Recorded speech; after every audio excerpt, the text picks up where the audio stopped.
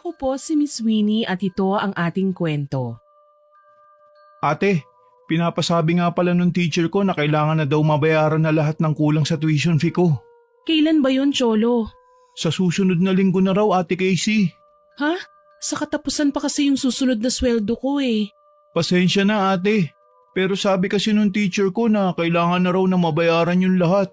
Ay, hindi ba pwedeng magsulat na lang ulit ako ng letter? Tinanong ko na rin yan, ate. Pero hindi raw kasi talaga ako makakapag-take ng exam hanggat may balance pa ako sa school. At saka sunod-sunod na rin daw kasi yung letter na binibigay natin. Kaya siguro ayaw na nilang tumanggap pa. O sige, gagawa ni ate ng paraan yan ha. Huwag kang mag-alala, hindi kita pababayaan. Mababayaran natin ng buo ang tuition fee mo sa susunod na linggo. Huwag mo nang paasahin pa yung kapatid mo, Casey. Hindi ko naman ho siya pinapaasa, tita.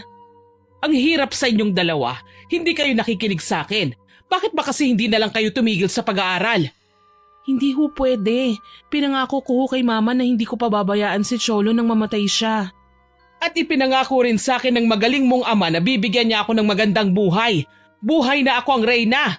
Pero tignan niyo nga ang nangyari. Sumunod din siya kagad sa mama niyo sa langit. Buisit na buhay ito.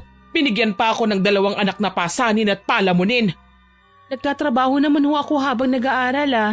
Hindi ko naman ho pinababayaan ang gastusin dito sa bahay, Tita Linda. Hindi pa rin naman sumasapat dahil nahahati pa rin yung pera dahil dyan sa pag-aaral niyong magkapatid. Kung hindi ka na lang sana nag-aral pa, Casey, di sana hindi lang yung trabaho mo sa restaurant ang trabaho mo. Nakakakuha ka pa sana ng extra pang trabaho, di ba? Hindi ko ho pababayaan ang pag-aaral ko dahil huling taon ko na po ito at makakapagtapos na ako. Kung hindi rin nag-aaral yang si Cholo, di sana nakakapagtrabaho na rin yan. 17 anyos na rin naman yan. Kayang-kaya niya na magtrabaho. Magtatapos din naman po ng pag-aaral si Cholo, Tita Linda. Wala naman ho akong hinihingi sa inyo kahit 5 sa aming magkapatid eh. Talagang wala kayong mahihita sa akin. Hindi ko nga kayo kaano-ano eh. Kung hindi lang ako natatakot sa multo ng ama nyo, matagal ko na kayong pinabayaan na magpalaboy-laboy sa gitna ng kalsada, no? Ang sabihin mo, hindi mo kami mapalayas dahil ako ang gumagawa ng pera sa bahay na ito. Ano? May binubulong-bulong ka pa dyan, Casey? Wala ho, Tita Linda. Mabuti naman at wala. Siya nga pala, may 500 ka ba dyan? Pahingi muna dahil parating na yung parcel ko. Mga lotion ko yon na in-order ko online. Wala na ho akong pera dito, tita. 100 na lang ho ito Pamasahe ko na lang ho ito mamaya papasok sa school at sa trabaho mamaya. Akin na yan. Maglakad ka na lang. Pero tita… Anong pinipero-pero mo dyan? Malinaw ang sinabi ko, di ba? Akin na yung pera at maglakad ka na lang. O kung ayaw mo, sige. Hindi ko papapasukin itong si Cholo para pagtrabahuhin ko rin sa babuyan ng kumari ko. Mamili ka. Magtatrabaho na lang ako sa babuyan, Ate Casey. 1 araw lang naman eh. Oh, pumapayag naman pala ang kapatid mo eh. Pero malapit ng exam mo. Hindi pwedeng umabsent ka, Cholo. 1 araw lang naman, ate. Para hindi na rin kunin ni Tita Linda yung natitira mong pera. Hindi, kaya ko na to. Heto na ho ang pera, tita. O yan, ibibigay mo rin naman pala eh. Ang dami mo pang sinabi. O siya, aalis na muna ako. Magluto na kayo ng pananghalian bago kayo pumasok, ha? Opo, tita. Bakit mo pa binigay kay Tita Linda yung last money mo, Ate Casey? Ayos lang yon. Pero mas lalo ka mapapagod sa paglalakad. Ang layo pa naman ng school mo tapos noong restaurant na pinagtatrabahuan mo. Wag mo na nga akong alalahanin pa, Cholo. Sana hinayaan mo na lang ako na maglinis ng babuyan ng kumari ni Tita Linda. Ang dali lang naman nun eh. Papayag lang ako sa tuwing weekends, hindi sa tuwing araw na may pasok ka. O siya, wag ka nang makipagtalo pa. Magplansya ka na ng uniform mo ron at ako na ang magluluto ng pagkain. Sige na. Sige, ate. Masyado na akong nasanay sa araw-araw na takbo ng buhay ko. Ilang taon na rin naman kasi simula nang ako na ang bumubuhay sa kapatid ko at tumutustos sa pangangailangan sa bahay habang nag-aaral ako sa kolehiyo. Maaga kaming naulila ni Cholo sa ina. Habang si Papa naman ay namatay lang nung COVID. Napunta kami sa pangangalaga ni Tita Linda na bagong kinakasama ni Papa nung nabubuhay pa siya.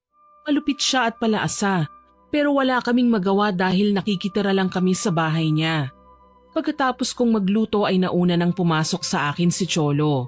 Pumasok na rin ako ng bandang 10:00 kung saan ay nasa hallway pa lang ako nang harangin na ng kaklase kong si Jeline ang dadaanan ko. Hep, hep, hep, teka nga. Bakit Jeline, may kailangan ka ba? Nagtatanong ka pa, halata naman sa ilang beses kong pagme-message sa'yo kagabi, may kailangan talaga ako. Sorry, hindi ako nakapag-check ng phone ko kagabi dahil straight yung trabaho ko sa restaurant. Pwes ngayon, alam mo nang may kailangan ako. Ano ba yon? Ikaw na ang gumawa ng buong thesis ko. Ha? Hindi pwede. Bakit hindi pwede? Babayaran naman kita. Anong inaarte-arte mo dyan? Hindi ako umaarte, Jeline. Pero ikaw lang mahihirapan sa defense nun kung iaasa mo sa akin ang paggawa ng lahat. Gaya ng sinabi ko, babayaran naman kita eh. Ayaw mo ba ng pera? Hindi ba't kailangan mo ng pera? Oo, kailangan ko nga. Pero baka mapahamak ako kapag ako ang gumawa ng thesis mo. So tumatanggi ka? Mahirap tanggihan ang alok mo. Pero oo, ayoko magkaproblema sa mga prof kapag nagkataon. Di wag kung ayaw mo, ang arte mo. Fine, sa iba ko na lang ipagagawa.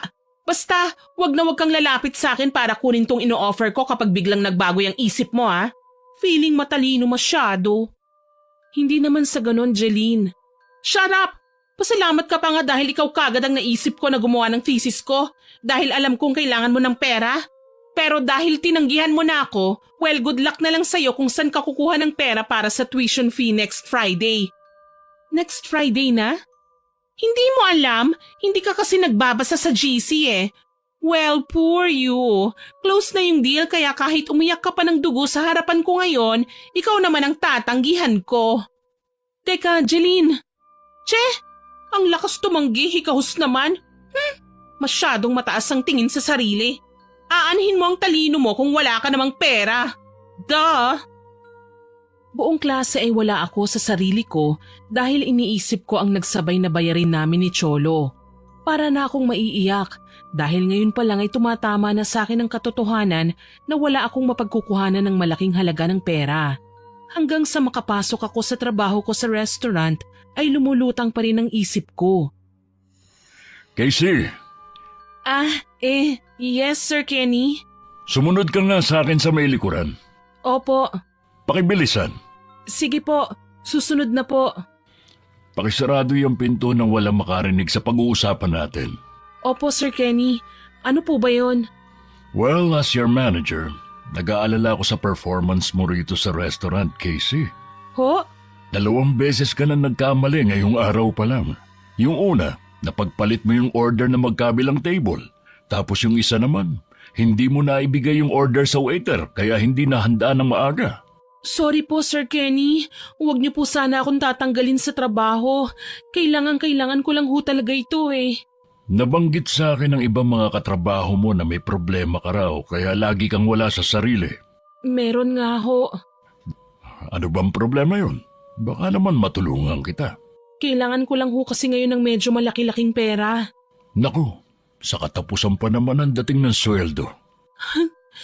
Kaya nga ho ako namomroblema eh. Sobrang kailangan na ho kasi ng kapatid ko ng pang-tuition fee niya. Tapos sumabay rin ho ang tuition fee ko sa susunod na Biyernes. Huwag kang umiyak, Casey. Sa tingin mo, magkano ba ang kakailanganin mong halaga? Mahigit kumulang na 10,000 po Sir Kenny. Ba, malaki-laki nga. Hindi pa naman yan mapupulot ng basta-basta lang. Kaya nga po eh. Nako, huwag kang ngang umiyak. Halika, yayakapin kita ng kumalma ka naman kahit papano. Naku, hindi na ho. Baka ho may makakita pa sa ating dalawa tapos baka ho kung ano pang isipin Sir Kenny. Nag-aalala kasi talaga ako sa iyo eh. Ikaw pa naman ang isa sa pinakamasipag kong empleyado. Alam ko na may malaki ka lang na problema kaya ka nagkakaganyan. Kaya naman, hayaan mong tulungan kita. Po? Nag-aalala lang kasi talaga ako sa iyo kaya... Sige, hayaan mong tulungan kita. Ilalakad ko kaagad yung cheque mo mamaya para makuha mo agad yung sweldo mo. Talaga ho, Sir Kenny? Oo, ayos lang ba yun sa'yo? Ayos na ayos ho, Sir Kenny. Malaking tulong po na makukuha ko kagad ang sasahurin ko ngayong buwan. Para kung sakaling kapusin ho talaga, magpapauna na lang po muna ako sa school ni Cholo at sa school ko po. Siguro naman ho papayag ang mga admin. Basta huwag ka lang maingay, ha? Ikaw lang ang binibigyan ko ng pabor, Casey. Opo, Sir Kenny. Wala po akong pagsasabihan. O siya, makakapunta ka ba sa bahay ko mamaya? Po, ano hong gagawin ko ron? May may kailangan kang ipasa sa akin na valid ID mo at letter. Siyempre, hindi mo naman maibibigay at maaasikaso yun ngayon kasi naka-duty ka pa. Oo nga po pala. Kaya hihintay na lang kita mamaya sa bahay ko after din ng duty ko. Mga bandang 11:00 siguro ng gabi. 11:00 ho? Oo, sana. Ayos lang ba sa'yo yun, Casey? Medyo late na ho kasi yun, Sir Kenny eh. Nag-iingat lang din kasi ako dahil baka may makakita sa'yo na pinapapasok kita sa loob ng bahay ko. Alam mo naman, may ibang empleyado rin ako na bigla-bigla na lang sumusulpot sa bahay nang walang paalam. Kapag ganong oras, siguradong wala nang darating pa. Oras na kasi ng pahinga yun eh.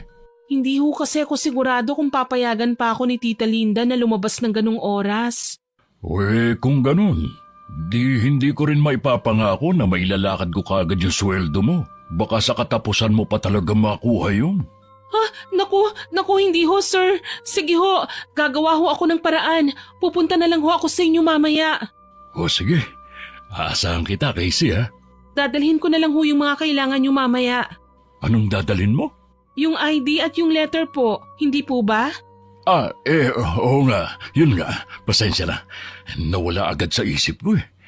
Wala ho yun. Sige na. Back to work na. Hihintayin kita mamaya, Casey, ha?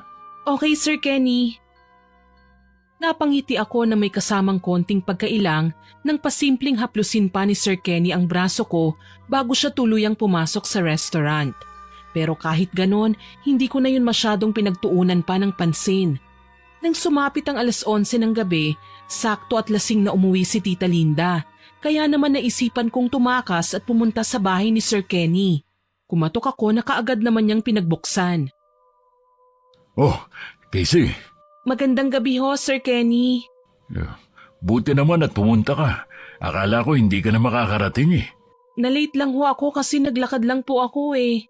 Ganun ba? Sige. Pasok ka. Hindi na ho. Dito ko na lang ho iaabot yung mga kailangan nyo, Sir Kenny. Nandito lang naman ho eh. Kukunin ko lang po sa bag. Pumasok ka na muna rito sa loob, Casey. Halatang pagod na pagod ka sa malayong paglalakad mo eh. Papainumin muna kita ng tubig. Ayos lang naman ho ako, Sir Kenny. Huwag mo naman sana akong tanggihan pa.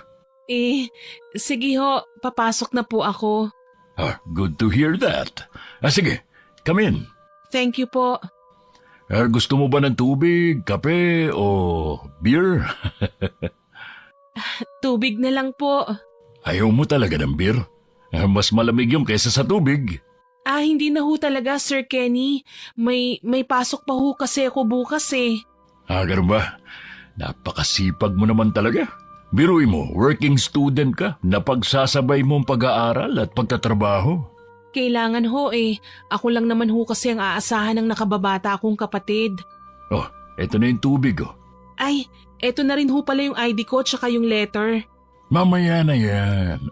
Uminom ka muna. Sige na. Sige po. Halata talagang ang layo na nilakad mo. Pawis na pawis ka kasi masyado eh.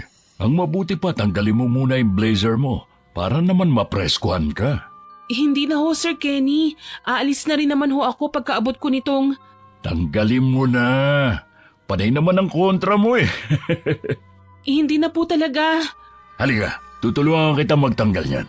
Huwag na ho, Sir Kenny. Bakit naman bigla kang napatayo at lumayo dyan? Takot na takot ka naman yata. Gusto ko lang naman na matanggal yung suot mong blazer para naman mapreskuhan ka. Hindi na ho talaga, Sir Kenny. Salamat po sa tubig. Dito ko na lang po ipapatong yung ID at letter ko sa lamesa. Bakit naman masyado ka nagmamadali, Casey? Kailangan ko na ho kasi talagang umuwi eh. Baka ho magising yung kapatid ko.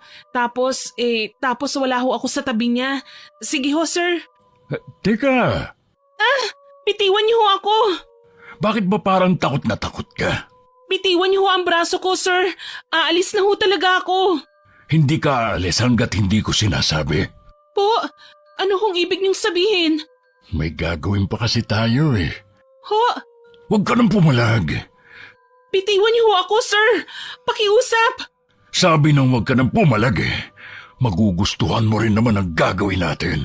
At saka, kapag nasarapan ako sa'yo, may reward akong ibibigay. Wag ho. Ayoko ho. Bitiwan niyo ho ako. Wag niyo ho akong hubaran. Pinaguhubad kita ng kusa kanina, paayaw-ayaw ka pa.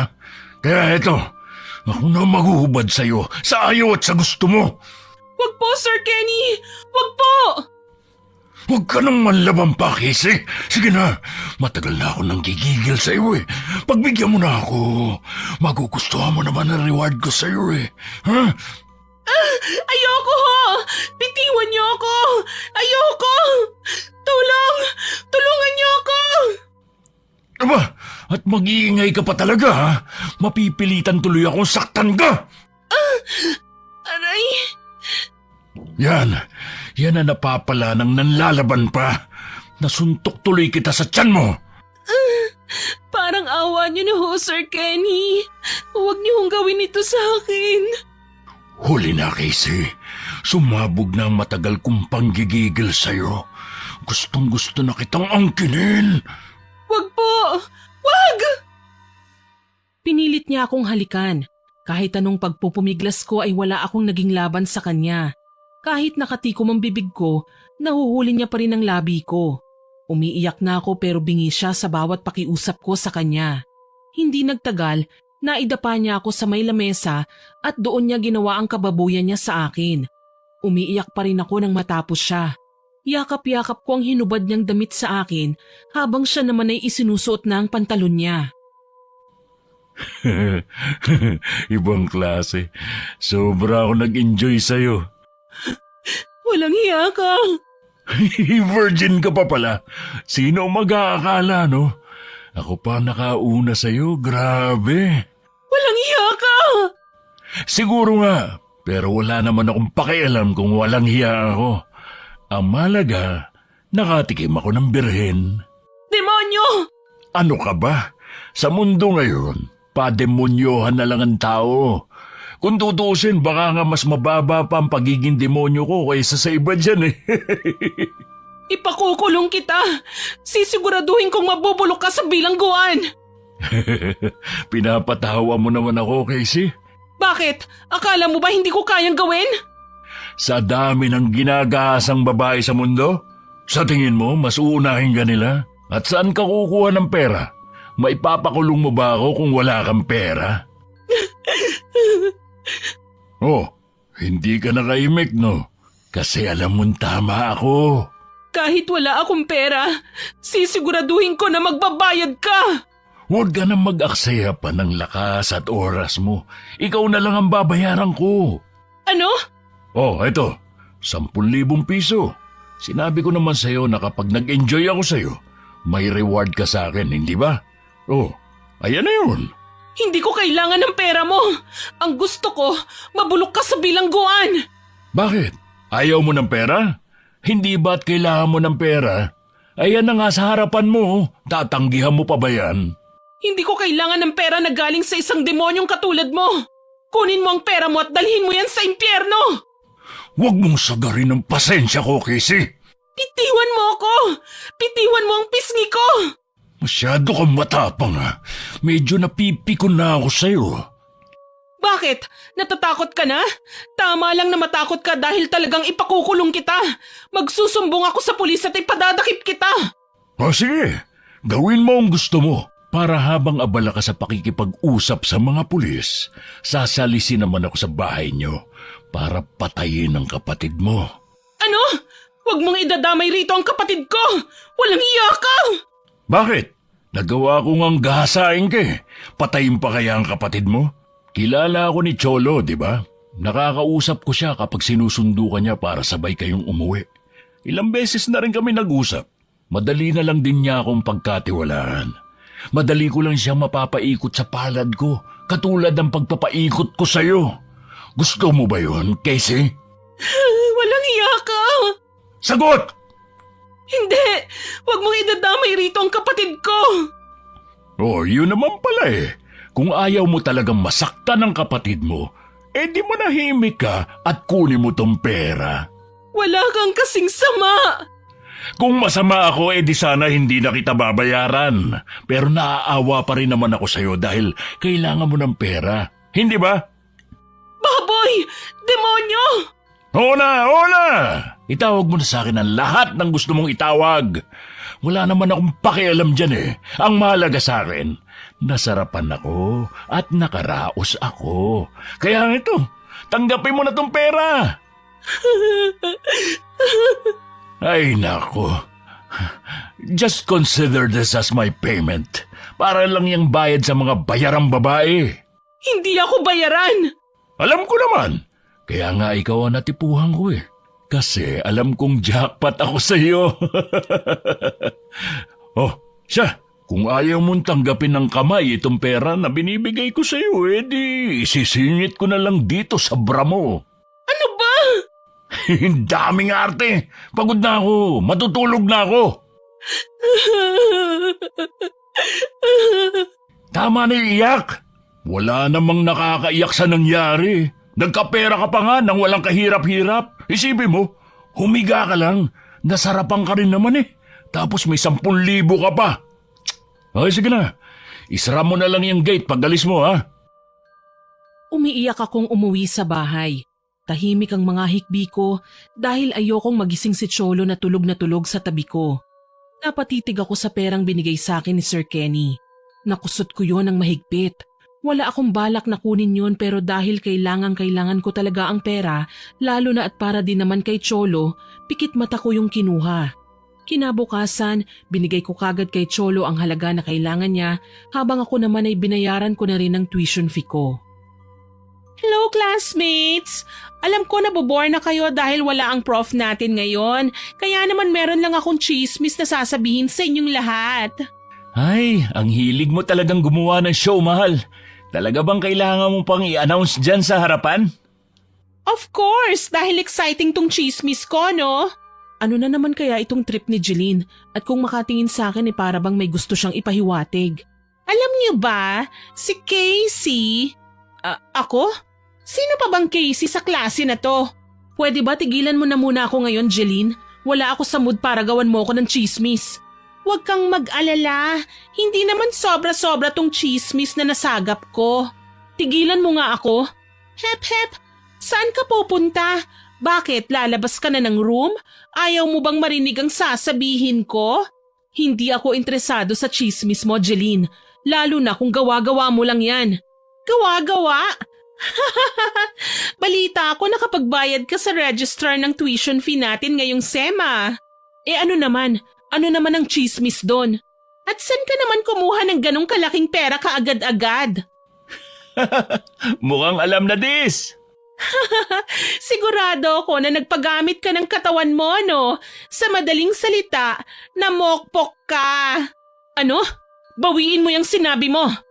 Bakit? May masama ba akong sinabi? Hindi totoo ang sinabi mo, Jeline. Nakakapagduda naman kasi na nakapagbayad ka kagad ng tuition fee natin. Hindi ba at kapus na kapus ka? Ika nga nila, kapag gipit, sa matandang lalaki kumakapit. Talagang nagsanib puwersa pa kayo ng boyfriend mo para lang siraan ako? Hindi naman paninira yon, Casey. Hindi ko lang akalain na sa talino mong yan, talagang nagpapabayad ka ng katawan para sa pera. Sabi nang bawiin mo yung sinabi mo dahil walang katotohanan lahat yan. Sus, aminin mo na, Casey. Wala akong aaminin sa'yo, Vincent. At wala rin akong aaminin dyan sa girlfriend mo. In denial. Aminin mo na kasi, bayaran kang babae. Magkano ba ang isang gabi mo, Casey? Malay mo, maawa ako sa'yo tapos i-book kita ng isang gabi. What are you saying, mahal? Papatol ka sa cheap na babaeng yan? Nagbibiro lang naman ako, mahal. Akala ko papatulan mo talagang bayarang babae na yan eh. Kadiri. Masyadong mabigat ang mga sinasabi mo sa akin, Jeline. Sa tingin mo ba, may pakialam ako? Kung tutuusin, para ka lang naman ipis na kayang-kaya kong tapakan. You're just a nobody. Magsusumbong ka sa faculty? Go on, baka nakakalimutan mo. Nanay ko ang head admin dito. Sa madaling salita, wala kang magagawa kung hindi tanggapin na lang din ang mga sinasabi ko. Loser! Nababalot na ako ng galit kaya naman nagmamadali na akong lumabas ng room. Hindi na ako bumalik ng klase at mas pinili na lamang na pumunta sa trabaho. Hindi ko man gustong pumasok pero kailangan. Kahit alam kong makikita ko si Sir Kenny, wala akong magagawa dahil parte ng trabaho ko ang pagpasok. Pero nasa bungad pa lang ako ng restaurant, pinagsisihan ko na kagad ang pagbabalik ko ron. Casey, Bakit? buti naman at pumasok ka. Akala ko hindi ka papasok eh. Kung pwede lang akong hindi pumasok, hindi naman talaga ako babalik pa rito. Alam ko naman talagang babalik ka eh. Alam kong mas mahalaga sa'yo ang trabaho na to. Sumunod ka sa akin sa storage room. Ano? Bakit? Anong bakit? Manager ako rito, di ba? At bilang empleyado ko, kailangan mong sumunod sa akin sa mga pinag-uutos ko sa'yo. Kung hindi parte ng trabaho ko bilang crew ang iuutos mo sa akin, hindi ako susunod sa'yo. May magagawa ka ba? Huwag mong sabihin na dahil sa nangyari kagabi, hindi na kita mauutusan dito sa restaurant. Tatanggalin na ba kita? Nililinaw ko lang ho sa inyo, Sir Kenny. Susunod ka rin naman pala eh. Sumunod ka sa akin sa storage room. Sige po. Bilisan mo. Huwag kang papahalata. Opo, sir. Isarado mo yung pinto. Ho? Uulitin ko pa ba? Ang sabi ko, isarado mo yung pinto. Ilak mo. Ano ho ba yung iuutos niyo sa akin dito sa storage room? May ipapakuha po ba kayo sa akin? Bakit kailangan pang isarado ang pinto? Ang dami mong tanong. Naiirita na ako. Isara mo yung pinto. Sumunod ka na lang. Ayoko ho. O sige, ayaw mo? Eh di iba na lang iuutos ko sa'yo. Magubad ka. Ano? Hindi ko ho yun gagawin. Ay, naisip ko kasi na masyadong mahal pala yung naibayad ko sa'yo kagabi. 10,000 para sa isang beses lang. Hindi ako papayag, lugi ako. Lalabas na ho ako. At saan ka pupunta? Hindi ka lalabas. Bitiwan niyo ho ako. Hindi ka lalabas dito hanggat di ko nasusulit ang ibinayad ko sa'yo kagabi. Bitiwan niyo ako. Tulong! Sisigaw ka pa, ha? Bitiwan niyo ako. Kailangan makadalawa man lang ako sa'yo. Mahirap bang intindihin yun? Hubad na! Ayoko. Bitiwan niyo ako. Magpupumiglas ka pa, ha? Talagang pahihirapan mo pa ako? Bitiwan mo ako. Lumayo ka sa akin. Bitiwan mo ako. Huwag mong hintaying mapuno na naman ang pasensya ko sa'yo, Casey. Masasaktan ka uli sa akin. Huwag mo akong susubukan. Ayoko. Hindi na ako papayag na babuin mo pa ako. Lumayo ka sa akin. Tabi. Aray! At talagang matapang ka na ngayon para itulak mo ako? Huwag kang lalapit sa akin. Lumayo ka. This time hindi na ako papayag pa. Hindi na ako papayag na maulit pa ang kababuyan na ginawa mo sa akin. Isusumbong na kita sa mga pulis. Isusumbong mo ako? Paano mo ako masusumbong? Anong isusumbong mo? Na ginahasa kita? Nagpapatawa ka ba? Bakit? Totoo naman na ginahasa mo ako ah. Tinanggap mo yung perang binigay ko sa'yo, di ba? Ibig sabihin, bayad ka. Walang panggagahasa sa ginawa ko sa'yo kagabi. Ano? Kung hihingin ko ba yung 10,000 na ibinigay ko sa'yo, maibabalik mo ba yun ngayon din? For sure, hindi na. Pero ginahasa mo ako. Malinaw yon. At sino nga maniniwala sa'yo kung tinanggap mo ang pera? Wala ka ng pinagkaiba sa bayarang babae nun. Hindi nga ako bayarang babae. Tumigil na kayo sa kasasabi niyan sa akin. Wala nang marami pang satsat. Hubad! Kailangan masulit ko yung binayad ko sa yung 10,000. Halika na! Nanggigigil na naman ako sa iyo eh. Lumayo ka sa akin. Ayoko! Aray! Talagang nanlalabang ka na ha? Pagbabayarin kita. Pagbabayarin ko kayong lahat na tumatapak sa pagkatao ko. At ano naman ang gagawin mo? Magsusumbong ka sa pulis? Papatayin ko ang kapatid mo kapag ginawa mo yun. Papatayin din kita. Ano? Papatayin din kita. Sisingilin ko kayong nang mamaliit sa akin. Babalikan ko kayo. Ano? Anong mga pinagsasabi mo dyan? Halika nga na makatikim ka na sa akin. Gusto mo yata talagang masaktan pa eh. Sabi nang lumayo ka sa akin eh. Tabi! Wala kang kawala sa akin. Aray! Ang buhok ko! Bitiwan mo ako! Mas gusto mo pa kasi na nasasaktan ka. Imbis na ibigay mo na lang ang gusto ko, talagang pahihirapan mo pa ako. Bitiwan mo ako! Sabi ng bitiwan mo ako eh! Etong sayo! Aray! Nalinti ka na! Bakit mo ako tinuhod? Kapag ako hindi na nagkaanak ng dahil sa'yo, babalikan kita pati na rin ang kapatid mo. Buwisit ka! Sabi ng wag mong idadamay ang kapatid ko eh! Papatayin ko kayong pareho! Uunahin kita at yun ang sisiguraduhin ko! Ano? Saan ka pupunta? Ha? Bumalik ka rito! Casey! Umuwi akong umiiyak. Ramdam ko ang panginginig ng buong kalamnan ko. Alam ko sa sarili ko na napuno na ako. Nasagad na ng mga taong nang mamaliit sa akin ang pasensya ko. Buti na lang nang dumating ako sa bahay, wala si Tita Linda. Malaya tuloy akong nakapasok sa bodega sa silong ng bahay. Ang kaso nga lang, hindi ko akalain na maaabutan ko rin doon ang kapatid ko na si Cholo. Cholo, anong ginagawa mo rito? Ate, buti naman at dumating ka na. Umiiyak ka ba? Ate, Bakit? Anong nangyari? At saka anong ginagawa mo rito? kinulong ako ni Tita Linda dito. Ano? Bakit? Bakit niya ginawa yun? Nung umuwi kasi ko kanina, nalaman niya na nakapagbayad na ako ng tuition fee. Nabanggit daw ng kumari niya sa kanya. Pilit niyang tinatanong kung saan ako kumuha ng pinangbayad ko sa school. Pinipilit din niya ako na maglabas ng pera kasi alam niya, pinagtataguan natin siya ng pera. Nung wala akong mailabas, kinulong niya ako rito. Hindi na raw ako papasok. Ano? Walang hiya talaga si Tita Linda? Mas inuuna pa raw natin ang pag-aaral kaysa ang bigyan siya ng pera. Wala raw tayong utang na loob. Sinaktan ka ba niya, Cholo? Hinawakan niya lang ng mahigpit tong pisngi ko kanina, ate. Saka hinawakan niya yung kwelyo ng uniforme ko. Pero hindi naman niya ako binugbog. Walang hiya rin talaga ang babaeng yun. Pati ikaw na batang walang kalaban-laban sa kanya, ginaganon niya.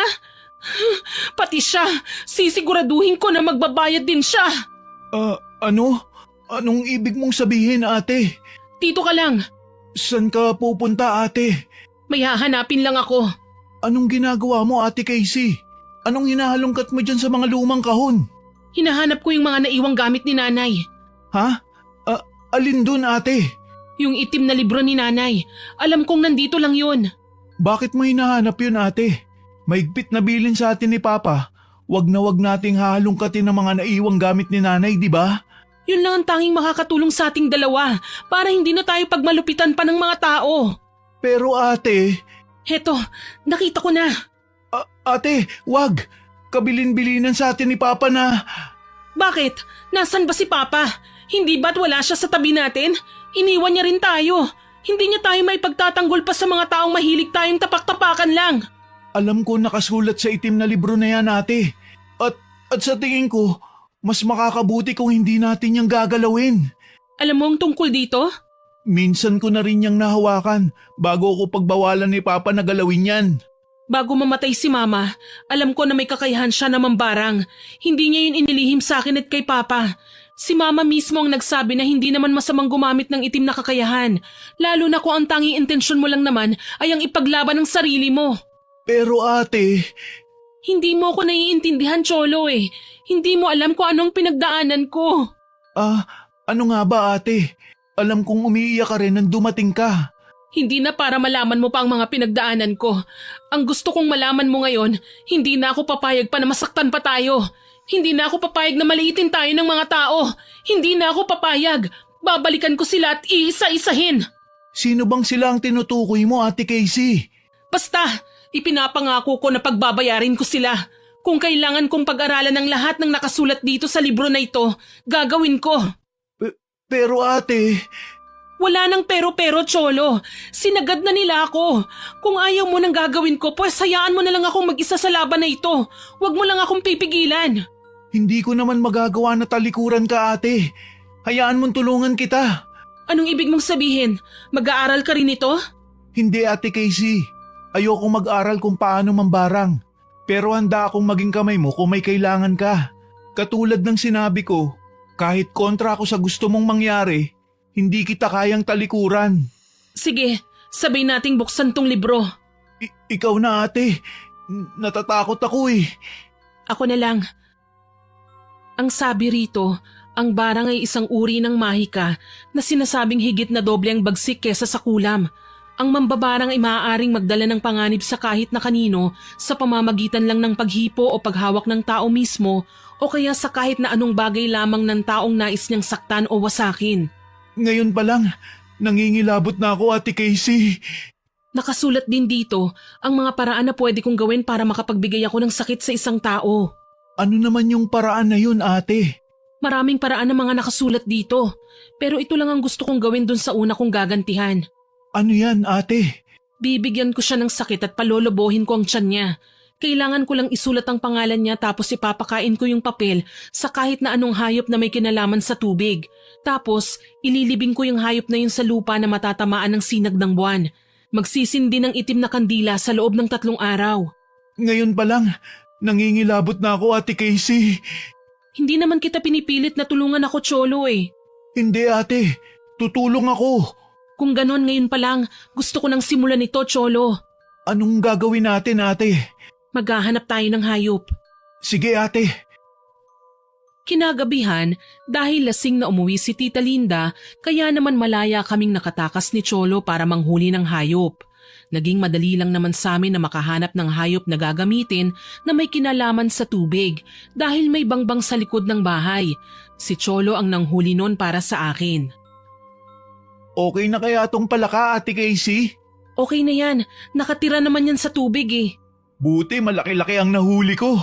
Sige na, ipatong mo na yan dito para maipakain ko na yung papel na sinulatan ko ng pangalan. Patingin nga ate. Wag na. Bakit? Gusto ko lang naman malaman kung kaninong pangalan ang sinulat mo dyan eh. Tsaka ko na ipapaalam sa'yo. Sa ngayon, mas maganda na hindi mo muna alam, Cholo. Sige na, ihiga mo na yung palaka para maipasok ko na yung papel sa bibig niya. Sige ate.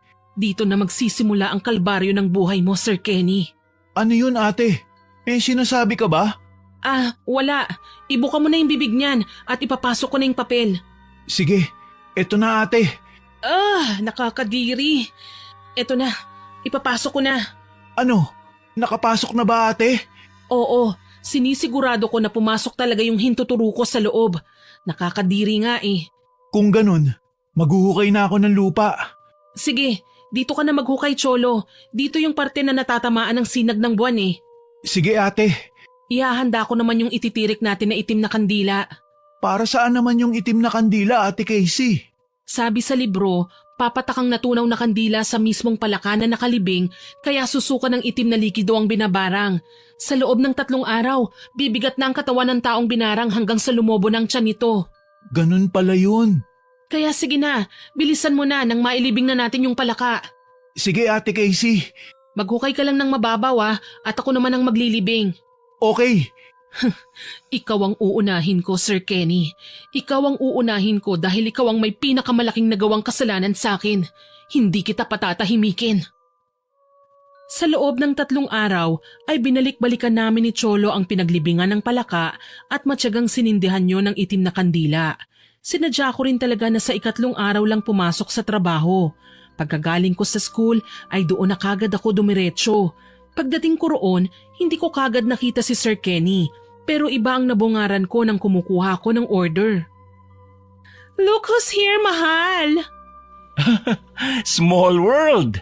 Ano pong order niyo, ma'am, sir? Hindi ko alam na nagtatrabaho ka rin pala rito. Ang dami mo naman yatang racket, Casey. Tawagin niyo na lang ho ako ulit kapag ready na yung order niyo. Teka, huwag kang bastos sa customer ha?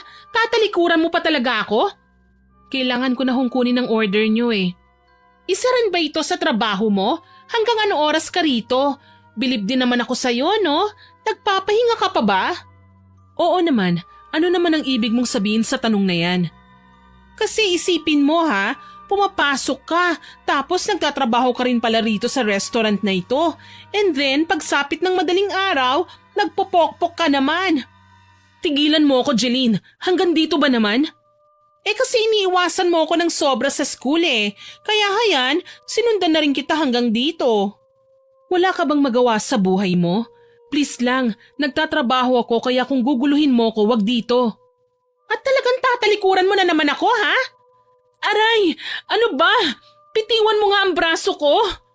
Nakakabastos na kasi ang pagtalitalikod mo sa akin habang kinakausap pa kita. Customer ako rito, kaya tratuhin mo ko ng tama. Kanina ko pa nga hinihingi ang order nyo pero hindi nyo ibinibigay. Kaya ano pang gagawin ko sa harapan nyo? Aba, at talagang sumasagot ka sa customer? Aray! Nasasaktan ako! Pitiwan mo nga ako, Jeline! Aray, ang buhok ko! Ano ba? Huwag mong sasaktan ng girlfriend ko! Siyang ayaw bumitiw sa akin! Ang lakas ng loob mo na higitan ng buhok ko? Hindi mo ba alam na libo-libo ang ginagastos ni Mami sa salon para lang dito sa buhok ko na hinigit mo? Hindi mo kasi ako binibitawan Sinagad mo ng pasensya ko, Jeline. Ang kapal ng mukha mo? Sinaktan mo ako? Customer nyo? Hindi ako papayag. Tawagin mo yung manager mo. Kailangan malaman niya ito para matanggal ka sa trabaho. Ano? Huwag mong sabihin na gumagawa ka lang ng iskandalo para matanggal nga ako sa trabaho. Sana inisip mo yan bago mo ako saktan. Ikaw ang unang nanakit. Wala akong pakialam. Sinaktan mo ang customer nyo, kaya kailangan matanggal ka sa trabaho. Tulad ng sabi ko, tawagin mo ang manager mo. Tawagin mo na! Hindi dapat pinalalagpas ang ganyang empleyado! Ano? Ano pang tinatayo-tayo mo dyan? Tawagin mo yung manager! Ako ang manager. Anong nangyayari dito? What? You're the manager? Ako nga. You look gross. Nagsiserve kayo ng pagkain tapos ganyan ang itsura mo? Oo nga. Pawis na pawis yung uniform mo. Para ka naligo sa sarili mong pawis. Pasensya na. Hindi lang maganda ang pakiramdam ko. Tumatalab na bang barang ko sa kanya? Oh well, wala akong pakialam kung masama ang pakiramdam mo, mister. Pero gusto ko lang ireklamo itong isang empleyado nyo. She pushed me. Itinulak niya ako at nasaktan ako. Ano? Ginawa mo yun kay Casey? Ayos lang ba kayo, sir? Parang nahihilo yata kayo Umiikot ang paningin ko. Hey, Mr. Manager, ano ba? Naririnig mo bang reklamo ko? Mukha yatang mawawala ng malay yung manager, mahal. Wala akong pakialam. Kailangan matanggal sa trabaho itong si Casey. Hey! Sorry, ma'am. Masama talaga ang pakiramdam ko.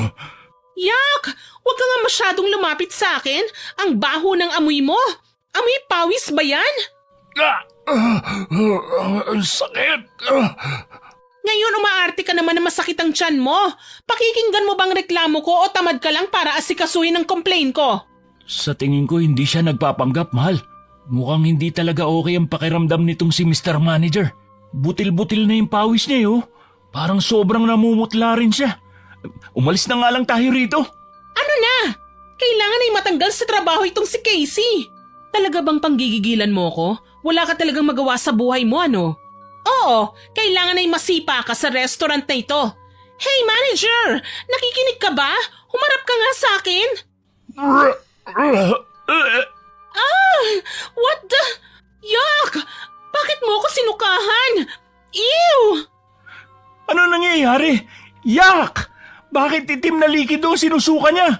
At saka, ang baho! Ang baho naman! Amoy imburnal! I hate this place! Let's go na, mahal! Kailangan ko maligo! Yuck! So ew! Napaatras na lang ako nang tuloy-tuloy na may lumabas na itim na likido sa bibig ni Sir Kenny na parang nilalabas sa hose. May ningning sa mga mata ko habang pinapanood ang nangyayari. Alam ko na tumatalab nga ang barang ko. Hindi nagtagal, tuluyang tumumba si Sir Kenny at nawalan ng malay. Naligo siya sa sarili niyang suka bago siya isinugod sa ospital. Pagka-uwi ko, agad kong ibinalita kay Cholo ang nangyari. Gumana ang barang ko, Cholo. Gumana. Talaga, ate? Oo, nakita mismo ng mga mata ko. Kung ano ang nakasulat sa libro ni Mama, yun nga ang nangyari. Sumuka siya ng itim na likido. Tapos ang baho nung amoy nun, amoy imburnal. Lumobo rin ba ang tiyan niya? Hindi pa, pero babalikan ko pa naman siya. Mache-check ko pa naman kung lumobo ba talaga ang tiyan niya o hindi. Sino ba kasi yun, ate? Kasamahan mo ba sa trabaho? Ipapakilala ko rin siya sa'yo. Pero sa ngayon, may isusunod na akong gagantihan. Ha? Meron pa ate? Meron pa. Sino naman yan ngayon, Ate Casey? Kaklase ko siya. Isa siya sa nangmamaliit sa akin. Feeling niya ang taas-taas niya. Nagpapakalat siya ng maling balita sa school tungkol sa akin. Tapos pinaniniwalaan naman yun ng mga kaklase namin. Anong paninira ang ginawa niya sa'yo? Na isa akong bayarang babae, Cholo. Ano? Talaga ba ate? Oo, siniraan niya ako sa buong klase namin. At kanina, gusto niya naman ako matanggal sa trabaho kaya gumawa siya ng eksena. Mukhang kailangan nga niyang maturuan ng leksyon. Talagang tuturuan ko siya ng leksyon. Ganun ba ulit sa una ang gagawin mo sa kanya, Ate Casey? Hindi, iba na ito. May nabasa na ako sa libro ni Mama. Ibang paraan naman ito ng pambabarang. Ano naman yun, ate? Ito lang ang tanging kailangan ko para maisagawa ko ang pambabarang sa kanya. Ha? Kaninong buhok yan, ate? Di dun sa kaklase ko na babarangin ko, sinabunutan ko siya kanina eh. Ano naman ang gagawin mo dyan? Itatali ko ang buhok na ito sa kahit na anong insekto na mahuhuli natin. Tapos ikukulong natin yon sa isang garapon at ililibing natin yon sa tabi ng sementeryo. Yun ang nakasulat sa libro eh. Kailan natin gagawin, ate? Ako na ang gagawa. Matulog ka na dahil may pasok ka pa bukas. Sasamahan kita.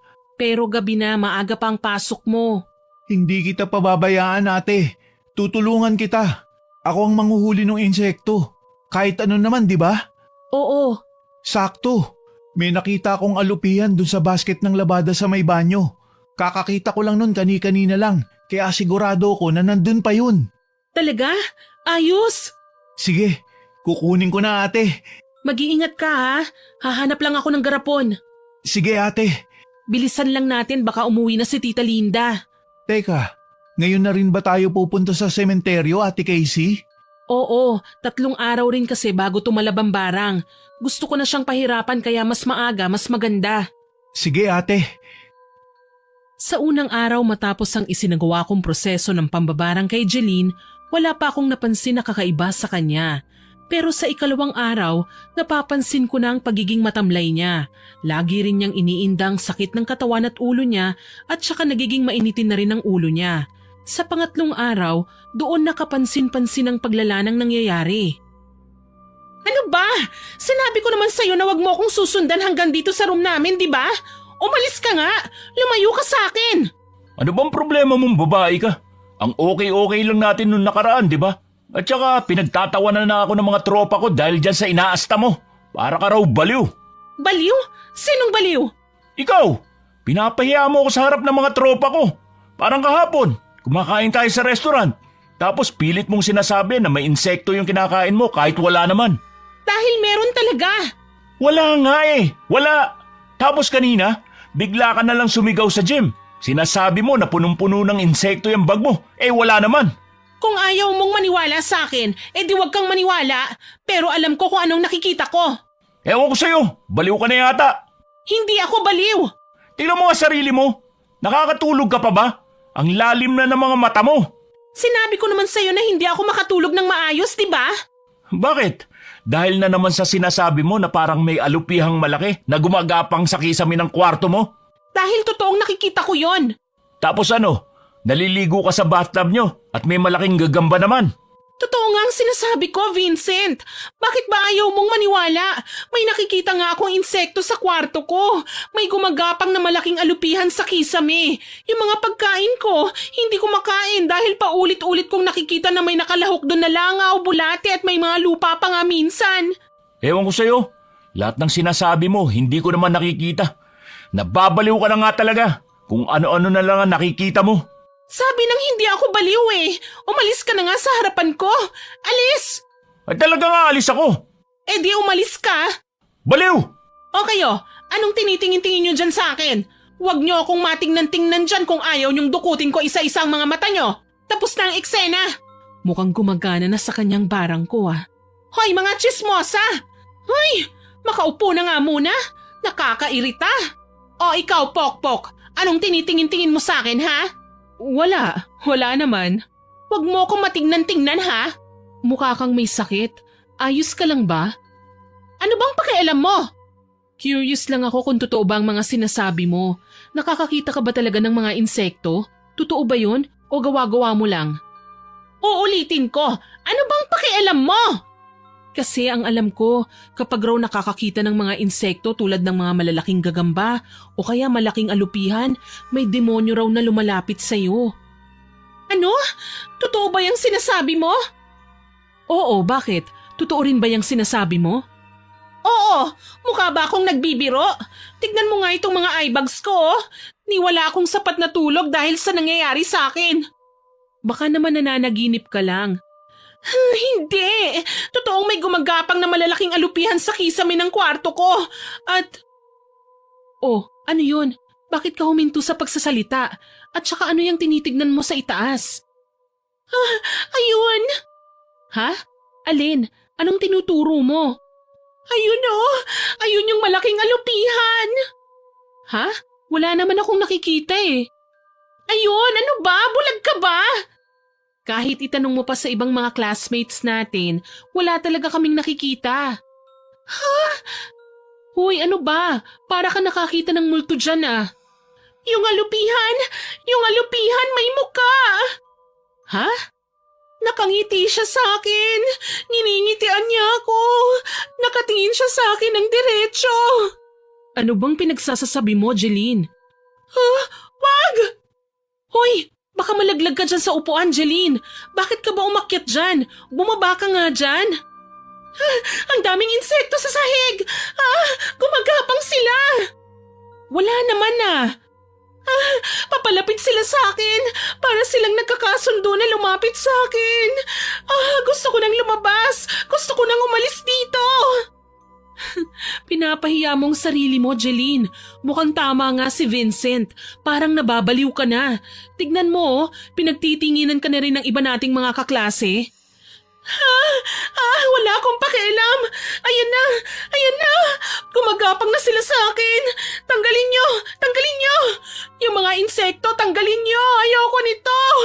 Tulong. Tulungan nyo ako. Jeline, kumalma ka nga. Ayan na. Umaakyat na sila sa katawan ko. Pumapasok sila sa damit ko. Ano ba? Sinasaktan mong sarili mo. Pagpagin nyo ito! Pagpagin nyo! Tanggalin nyo mga insekto na ito! Casey, tulungan mo ako! Paano ko nga papagpagin wala naman akong nakikita? Ayoko nito! Ayoko nito! Nababaliw ka na nga yata. Tanggalin nyo na! Sinasaktan mo ng sarili mo. Sa haba ng kuko mo, nagkakasugat-sugat na yung braso mo. Pumapasok yung mga insekto sa balat ko. Tulungan niyo ako. Alisin niyo. Alisin niyo. Parang awa niyo na. Nagpapanik na pinagpag ng paulit-ulit ni Jeline ang braso niya pati na rin ang damit niya. Lihim akong napapangiti habang pinapanood siya. Sa lakas ng sigaw niya, nagdatingan tuloy ang mga teacher namin. Hindi nagtagal, nahimatay siya at sinugod na sa ospital. Pagka-uwi ko sa bahay, bala ko sanang ikwento kagad kay Cholo ang nangyari. Pero natigilan ako nang maabutan ko siyang bugbog sarado. Cholo? Ate! Anong nangyari sa'yo? Bakit puno ng pasayang mukha mo? May dugo pa yung gilid ng labi mo. Binugbog ako ni Tita Linda, ate! Ano? Bakit? Hindi niya na kasi ko pinapapasok kaninang tanghali noong umuwi ako para kumain ng tanghalian. May usapan na raw sila ng kumari niya na magtatrabaho ako kaninang hapon doon sa baboyan dahil nakabali na raw siya ng pera. Pero sabi ko na hindi ako makakapag-absent dahil may exam nga ako. Wala akong nagawa kundi ang tumakas. Tapos pagka uwi ko kanina, ayun, pinugbog niya ako. Walang iya talagang babaeng yan? At sinong walang ya, ha? Ikaw ang walang ya. Tignan mo nga ang ginawa mo sa kapatid ko. Tignan mo. Tama lang na matamaan siya sa akin dahil pinahiya niya ako sa kumari ko. Walang kalaban-laban sa'yo si Cholo para saktan mo siya ng ganyan, Tita Linda. Kung sumunod sana siya sa gusto kong mangyari, edi hindi ko sana siya tuturuan ng leksyon. Nag-aaral ang kapatid ko, kaya normal lang na pumasok siya. Hindi pagtakas ang ginawa niya. Aral? Aral? Wala akong pakialam kung nag-aaral kayo. Ako ang masusunod sa pamamahay na to dahil bahay ko to. Nakikitira lang kayo sa akin. Pero akong gumagastos sa bahay na ito. At ipamumukha mo yan sa akin ngayon? Anong pakialam ko? Tama lang na magtrabaho ka dahil dalawa ang bibig niyong magkapatid. At isa pa, habang nakatira kayo sa bubong na pagmamay-ari ko, hawak ko kayo sa leeg. Kung gusto niyo akong kalabanin, bakit hindi kayo lumayas? Talagang lalayas kami. Aalis talaga kami sa bahay na ito oras na magkaroon lang ako ng sapat na pera. Akala niyo basta-basta lang kayong makakaalis sa pamamahay na ito? Anong ibig mong sabihin? Kailangan niyo muna akong bayaran ng 20,000 para sa 5 taon niyong pagtira dito sa bahay ko. Ano? Yun ang halaga ng hinihingi ko para sa upa niyong magkapatid. Hindi kami magbabayad sa'yo ng ganun dahil ako nga ang gumagastos dito sa bahay eh. At talagang lumalaban ka na sa akin ngayon, ha? Aray! Ang buhok ko! Ate, Huwag kang makialam dito kung ayaw mong dagdagan ko yung pasa sa mukha mo, Cholo! Lumayo ka na, Cholo! Kaya ko na to! Aray! Bitiwan mo ako! Kulang pa ito sa pagsagot-sagot mo sa akin. Ang kapal ng mukha mo. Matapang ka na ngayon, ha? Aray! Dapat sa'yo kinakalbo. Ayan, dapat bunutin lahat sa sabunot ang buhok mo para magtanda ka. Aray! Ano ba, Tita Linda? Bitiwan mo ako! Ingungudgud ko ang mukha mo sa sahig para numipis-nipis naman yung makapal mong pagmumuka. ate! Tama na! Aray! Hindi lang yan! Kulang pa yan! Hetong sayo! Pweh! Dapat sayo dinuduraan! Ate, bakit mo dinuraan si ate? Napakasama mo talaga, Tita Linda. Manahimik ka kung ayaw mong duraan din kita. Tama lang na duraan ko siya bilang patunay na hanggang dyan lang din siya sa lupang kinababagsakan niya. Kasing baba ka lang na parang lupa. Tinatapak-tapakan at dinudura-duraan. Yun ang role mo sa mundong ito, Casey. Kaya huwag ka nang mangarap pang makakaalis dito at lumayo. Gusto mong makalis kayong dalawa ng kapatid mo sa poder ko? Magagawa nyo lang yon kapag patay na ako. Kaya patayin nyo muna ako. Sige, gagawin ko yan. Ano? Anong sinabi mo? Wala akong sinabi si ate. Akala ko sasagot pa siya ulit O siya, paghanda niyo ako ng hapunan. Dapat may pagkain na ako pagbalik ko rito Mga walang kwenta. Ate, ayos ka lang ba? Ayos lang ako, Cholo. Huwag mo akong alalahanin. Ang hindi okay sa akin ay ang maulit pa ito. Hindi ako papayag na mangyari ulit ito sa ating dalawa. Babarangin mo rin ba si Tita Linda? Oo, bakit hindi? Ipaghihiganti lang naman natin ang sarili natin Nararapat lang sa kanya yon. Papatayin mo ba siya? Katulad ng sinabi mo kanina? Hindi ko siya papatayin, pero pahihirapan ko siya. Tutulong ako, ate. Simulan na natin. Anong gagawin natin, ate? Gagawin natin siyang baliw. Yung tipong makakakita siya ng kung ano-ano. Yung hindi siya makakatulog, hindi siya makakakain. Pahihirapan natin siya hanggang siya na mismo ang humiling ng katapusan niya. Anong proseso ang gagawin natin? Wala naman masyado. Palipad hangin lang ang gagawin ko. Mas madali yon base sa nakasulat sa libro ni Nanay. Kung ano man ang mangyari kay Tita Linda, wala tayong gagawin kundi ang magpatay mali siya lang. Naiintindihan mo ba ako, ha, Cholo? Oo, ate. Dahil buo na ang loob ko na pahirapan si Tita Linda, hindi na ako nag-aksaya pa ng oras. Ginawa ko sa kanya ang palipad hangin na nakasulat sa libro. Sa lumipas na araw, kapansin-pansin na ang pagiging matamlay niya. Iniinda niya ang pananakit ng katawan niya hanggang isang gabi, nagising kaming pareho ni Cholo sa lakas ng sigaw niya. Agad namin siyang pinuntahan sa loob ng kwarto niya. Tita Linda, anong nangyayari sa inyo? May babae! May babae rito sa kwarto ko! Itim na babae! Ha? Wala naman Meron, hawak-hawak niya yung pugot na ulo ko. Tita, nananaginip lang ho kayo. Hindi, totoo ang sinasabi ko. Kailangan hindi niya ako makita. Kailangan hindi niya ako mahanap. Teka tita, saan ho kayo pupunta? Ate, sumisiksik siya sa ilalim ng kama niya. Tita, lumabas ho kayo dyan. Hindi niya ako pwedeng makita. Pupugutan niya ako ng ulo. Kami lang hong dalawang nandito ni Cholo. Wala na hong iba pa. Ayokong lumabas. Bakit tita? Ano po yun? Sino yon? Sino yon? Sino ho bang tinutukoy nyo? May paang dumaan dyan sa likod mo. Nakaitim na bestida. Wala naman ho Meron! Sabi ng meron Cholo, iabot mo nga sa akin yung tubig ni tita. Ito ate, Tita, ito ho oh, isang baso ng tubig. Uminom muna ho kayo. Ano naman ngayon, tita? Bakit kayo sumigaw?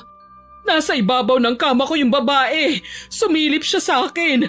Nakangiti siya. Tita, wala hong sumilip. Ako lang ho ang nasa harapan nyo ngayon. Lumabas na ho kayo dyan sa ilalim ng kama nyo nang makita nyo nang wala talaga. Hindi ako aalis dito. Uminom na lang ho muna kayo, Tita Linda. Ito ho, oh, inumin nyo ho muna ito. Bakit mo ako pinapainom ng dugo? Dugo? Tubig ho ito, tita. Hindi po ito dugo. Bakit kulay-pulay ang kanina? Baka ho namamalikmata lang kayo. Uminom po muna kayo para kumalma kayo. Sige. Anong nangyari, tita? May humawak sa kamay ko. May kamay na sumulpot at humawak sa kamay ko. Wala naman ho ah. Meron!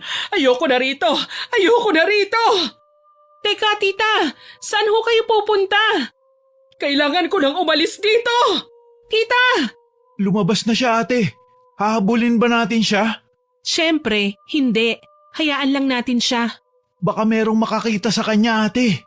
Mas maganda yun para isipin ng mga taong nakakakilala sa kanya na nababaliw na siya. Lumipas ang 2 araw, tsaka palang bumalik si Tita Linda sa bahay. Hinatid siya ng 2 barangay tanod sa amin dahil nagwawala ito sa kalsada. Bumagsak ang timbang ni Tita Linda. Gulo-gulo ang buhok niya at nagtamo rin siya ng maraming sugat sa katawan na napag-alaman namin ni Cholo na siya rin mismo ang nananakit sa kanyang sarili. Huwag niyong saktan ng sarili niyo, tita. May mga uwak na humahabol sa akin, Casey. Silang nananakit sa akin. Pilit nilang tinutuka yung mga mata ko. Gusto talaga nila akong patayin.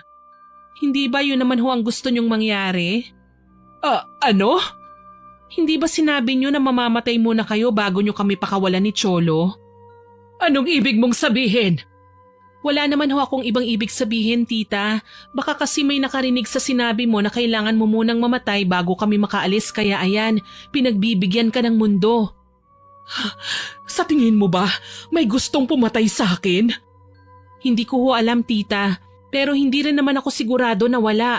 Sa sama ba naman ang ugali nyo, siguradong karma na ang humahabol sa inyo. Ano? Ayoko pang mamatay. Hindi naman ikaw ang may hawak ng buhay mo ngayon, tita eh. Dapat na ba akong magsimba? Dapat ba akong humingi ng tawad sa kanya para matigil na itong nangyayari sa akin? Bakit kaya hindi sa akin o sa amin ni Cholo humingi ka ng tawad? Ano? Akong may hawak ng buhay mo ngayon, tita. Anong ibig mong sabihin, ha? Magsalita ka!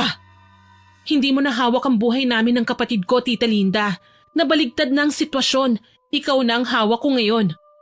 Hindi kita naiintindihan. Isang bulong ko lang, pwede kang mamatay. Ano? Pero hindi ko gagawin yon, tita. Hahayaan ko lang na magdusa ka habang nabubuhay. Hahayaan ko na maghirap ka araw-araw. Ikaw ang gustong pumatay sa akin? Hindi ko naman magagawang patayin ka, tita eh. Sa katunayan yan, hindi mo na kailangan mamatay pa gaya ng sinabi mo bago kami makaalis ni Cholo rito sa poder mo. Sakto nga lang ang pagbalik mo dahil paalis na rin kami talaga ngayong araw. Ano? Saan kayo pupunta? Malayo, tita. Malayo sa malupit na katulad mo. Wag niyo akong iwan. May gustong pumatay sa akin. Wag niyo akong pabayaan dito. Pakiusap. Huli na para pakinggan namin ang pakiusap nyo. Ngayon, kayo na ang bahala sa sarili nyo. Wag Casey! Baka balikan ako ng babaeng may hawak na pugot na ulo ko. Habang nabubuhay ka, habang buhay ka ring susundan ng takot na yan, Tita Linda. Simulan mo nang yakapin ang sarili mo dahil hindi matatapos ang paghihirap mo hanggat hindi mo rin natatapos ang hininga mo. Ano? Teka, bumalik ka rito, Casey! Tara na, Cholo. Wag niyo akong iwan! Cholo, pakiusap! Bumalik kayo! Huwag mo na siyang lingunin pa, Cholo. Dire-diretso lang ang lakad. Casey! Cholo! Bumalik kayo! Ito na ang pagtatapos ng paghihirap natin sa kamay ni Tita Linda, Cholo. Hinding-hindi na tayo babalik pa rito. Saan na tayo ngayon ate Casey?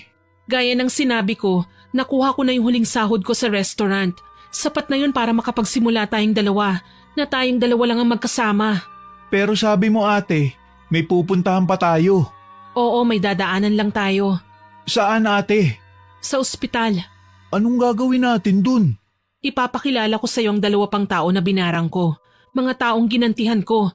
At hanggang ngayon pinapahirapan ko pa rin katulad ni Tita Linda. Hindi ba at gusto mo silang makilala? Oo ate. Sila ang pupuntahan natin. Sino ang una mong binarang ate Casey? Si Sir Kenny. Yung manager mo sa restaurant? Oo, siya nga. Yung isa mo pang binarang? Si Jeline, ang kaklase ko.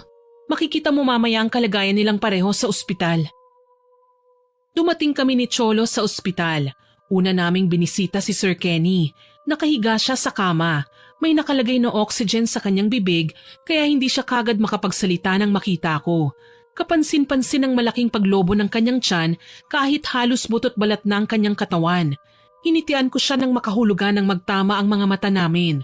Tinuro niya ako pero kaagad na kaming umalis ni Cholo roon. Sa kabilang kwarto, nando naman nakahiga si Jeline. Nagsusumigaw na parang baliw. Narinig pa namin sa nurse na nagbigay na ito ng rekomendasyon sa magulang ni Jeline na ilipat na siya sa mental hospital. Pwede na tayong umalis ngayon. Tatalikuran mo na lang ba sila ng ganun ate? Oo, nandito lang naman ako para ipakita sa iyo ang sinapit nila. Dahil na rin sa kasamaang ginawa nila sa akin. Ayun ang binalik ko, ang barangin sila. Nararapat lang yun sa kanila dahil walang kapatawaran ang dinanas ko sa kamay nila. Naiintindihan na kita ngayon ate.